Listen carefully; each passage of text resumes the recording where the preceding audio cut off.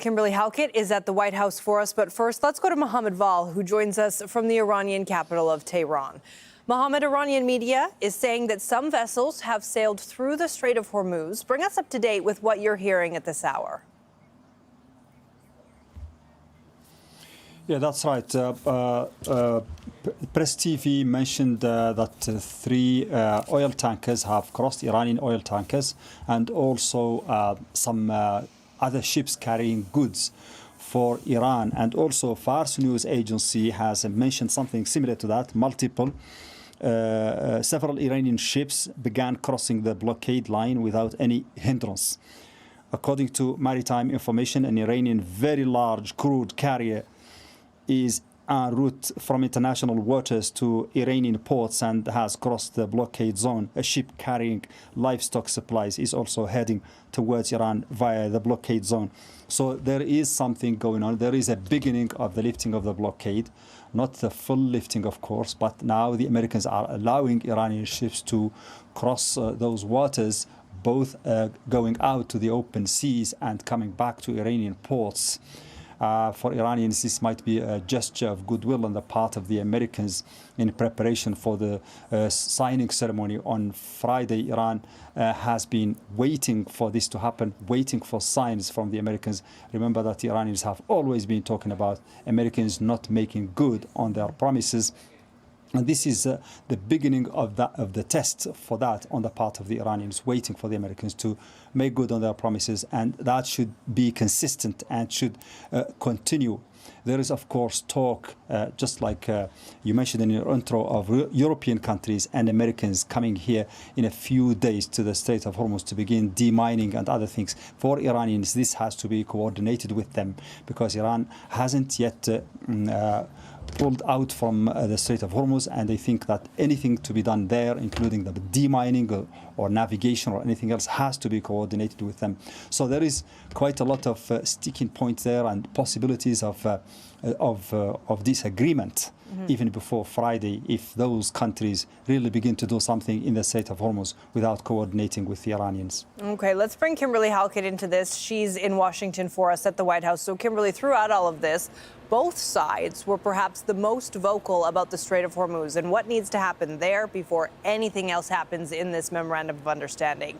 What is the White House saying for its part about what's happening in the Strait right now?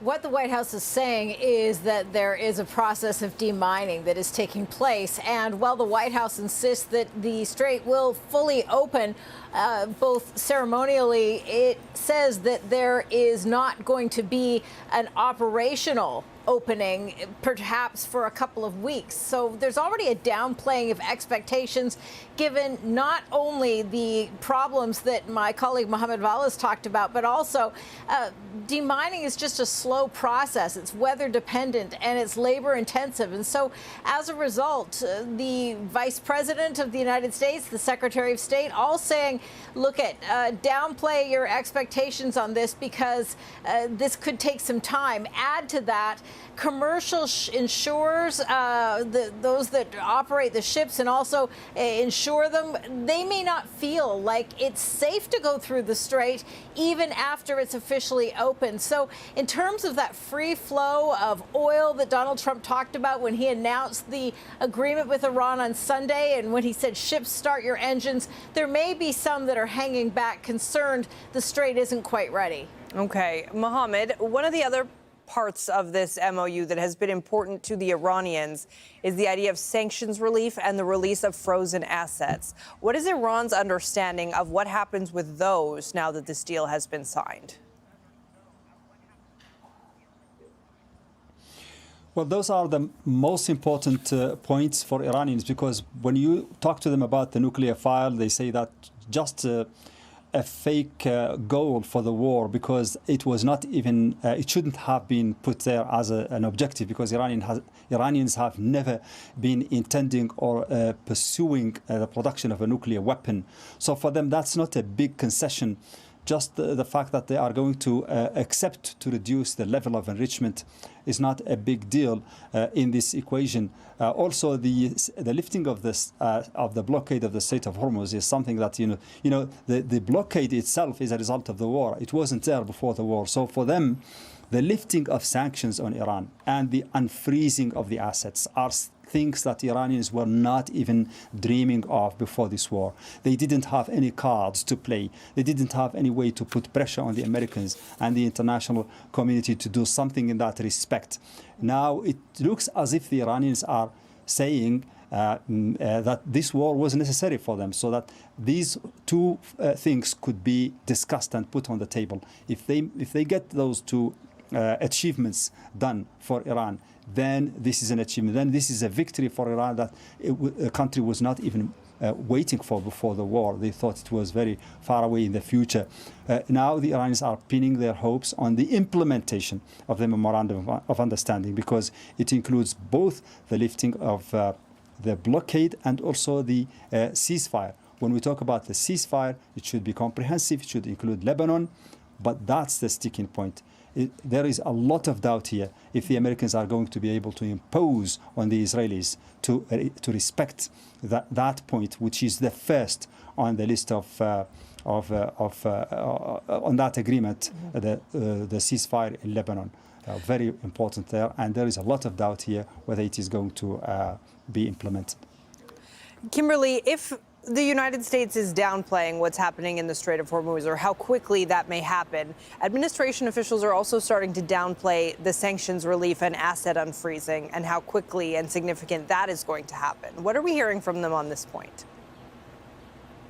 Well, as you mentioned, they're downplaying the expectations because there is a concern that Iran has the idea that it can be rewarded simply for signing the memorandum of understanding. What we're hearing from U.S. officials that have spoken to reporters, including Al Jazeera, is that there is a separation of sanctions relief as well as returning of the frozen assets, and that is going to be completely separate from the memorandum of understanding signing. So in other words, Iran is not going to get bonus points just for showing up. What the Vice President as well as the Secretary of State are saying is that it is really important for Iran to show behavior that the United States deems to be appropriate for these discussions. In other words, when the Memorandum of Understanding is signed, it kicks off 60 days of negotiation where really difficult issues are going to be discussed, including uranium enrichment, containment of the already enriched uranium, or will it be moved to another site? There's a whole long list of things to be worked out.